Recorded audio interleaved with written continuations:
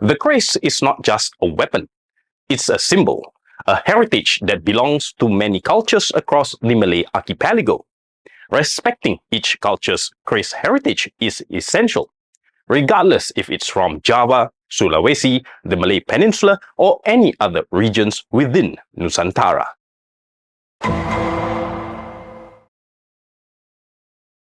Debating about who invented the kris first is pointless. Every culture will claim its own history, and that's fine.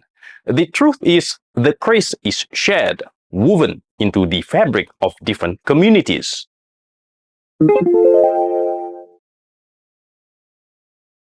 The kris doesn't belong to Indonesia alone. It's a shared heritage stretching across the regions of the Malay archipelago. To argue otherwise overlooks centuries of history and cultural exchange. FBI, open up! Let's put an end to the endless debates over the kris origins. For more than 300 years since the arrival of colonial powers, the discussions have been fragmented, filled with bias, and have yielded no conclusive results. Continuing these arguments only wastes time and energy. Be open to possibilities, and there is also the possibility that everybody is wrong.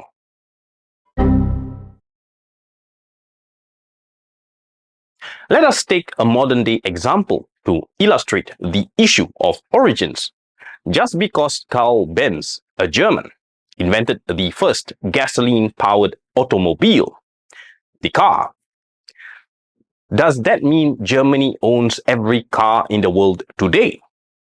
Obviously not. It's a simplistic and misguided way to think, and the same reasoning applies to the kris. The question of who created the kris first is insignificant. What truly matters is how the kris resonates with people today, regardless of its ethnic origin. If there's no interest in the kris now, the real concern should be understanding why rather than endlessly debating the origins. The craft must evolve and address what is missing to keep the kris relevant, instead of being caught up in the past.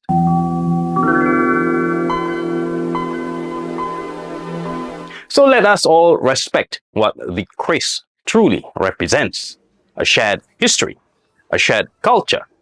We can honor our own heritage without putting others down. After all, the kris belongs to all of us native to the Malay archipelago.